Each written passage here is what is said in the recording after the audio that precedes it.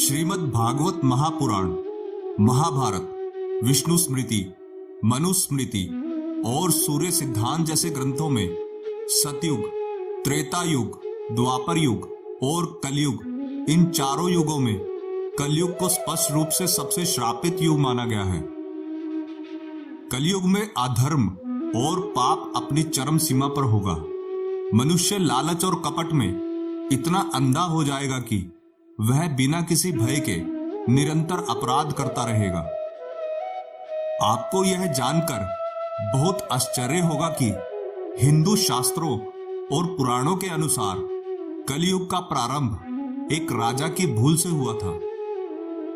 आज हम आपको कलयुग के आगमन से जुड़ी इस कथा के बारे में बताएंगे।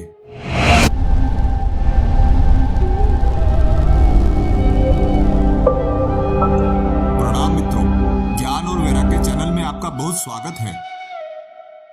पौराणिक कथाओं के अनुसार धर्म युद्ध महाभारत की समाप्ति के पश्चात भगवान कृष्ण जब अपने परम धाम को प्रस्थान कर गए थे और पांडव अपने भाइयों का वध करने के बाद आत्मग्लानि से भर गए थे, तब वह मोक्ष प्राप्ति की इच्छा से द्रौपदी संग हिमालय की ओर चले गए।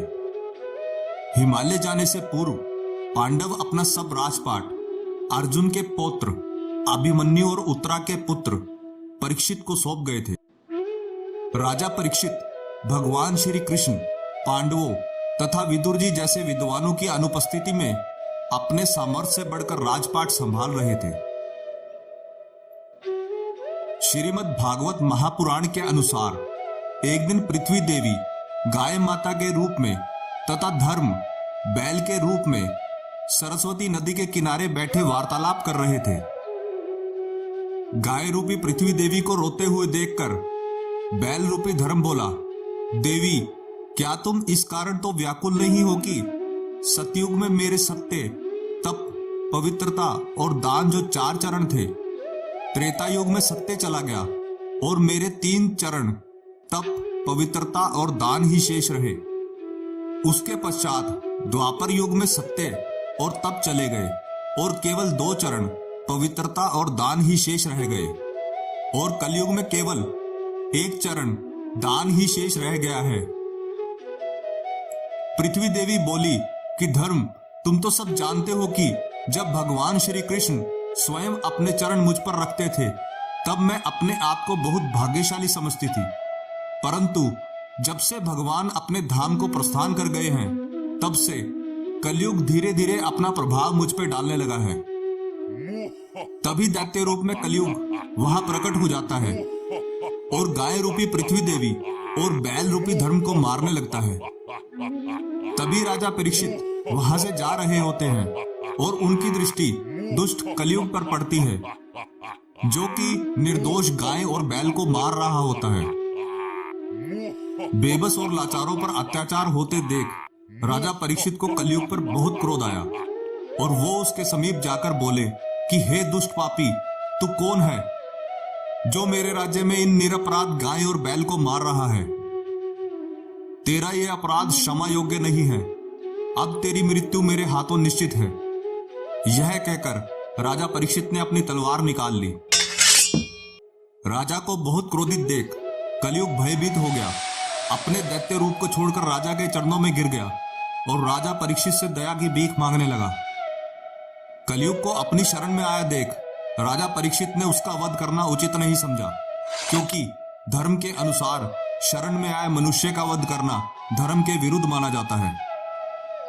राजा परीक्षित कलयुग को चेतावनी देते हुए बोले कि मैं तुझे जीवन दान तो दे रहा हूं, किंतु तू अभी की अभी मेरे साम्राज्य से दूर चला जा और कभी वापस मत आना। यह सुन कलयुग बड़ी चालाकी से बोला, हे राजन, इस पूरी पृथ्वी पर आपका राज है, ऐसे में मैं कहां जा सकता हूं? कृपया मुझ पर कृपा कीजिए और मुझे भी रहने के लिए कोई स्थान प्रदान कीजिए। कलयुग का निवेदन सुन राजा परीक्षित बोले कि असत्य, मद, काम और क्रोध तुम्हारे 4 निवास स्थान होंगे। कलयुग बोला, हे प्रभु, मेरे रहने के लिए यह स्थान पर्याप्त नहीं है, कृपया मुझे कुछ और स्थान प्रदान करें। तब राजा ने उसे स्वर्ण 5वें स्थान के रूप में प्रदान किया। 5वां स्थान मिलने के बाद कलयुग वहां से प्रत्यक्ष रूप से तो चला गया, किंतु अप्रत्यक्ष रूप से राजा परीक्षित के स्वर्ण मुकुट में निवास करने लगा। इस तरह कलयुग का पृथ्वी पर आगमन हुआ और वो यहीं का बनकर रह गया। जहां कलयुग में चारों ओर पाप और अधर्म का बोलबाला होगा, उसी कलयुग को महर्षि वेदव्यास जी ने श्रेष्ठ युग बताया है। आप भी यह जानकर आश्चर्यचकित रह गए ना कि कैसे महर्षि वेदव्यास जी के अनुसार कलयुग सबसे उत्तम युग है। विष्णु पुराण के अनुसार एक बार महर्षि वेदव्यास जी ऋषियों और मुनियों के साथ युगों के बारे में चर्चा करते हुए बताते हैं कि हे मुनिजनों, कलयुग सभी युगों में श्रेष्ठ युग है, क्योंकि सतयुग में जितना पुण्य 10 साल तप करने के पश्चात प्राप्त होता है, वही पुण्य त्रेता युग में 1 साल में प्राप्त किया जा सकता है। उसी प्रकार द्वापर युग में वही पुण्य 1 महीने के तप से प्राप्त हो सकता है, और कलयुग में उतना ही पुण्य केवल 1 दिन के तप के द्वारा प्राप्त किया जा सकता है। व्रत और तप के फल की प्राप्ति के लिए कलयुग ही सबसे श्रेष्ठ समय है। आशा करते हैं कि हमारी कलयुग से जुड़ी यह प्रस्तुति आपको काफी पसंद आई होगी। आपसे अनुरोध है कि आप इस वीडियो को ज्यादा से ज्यादा लोगों तक पहुंचाने के लिए लाइक, शेयर और सब्सक्राइब करें। धन्यवाद।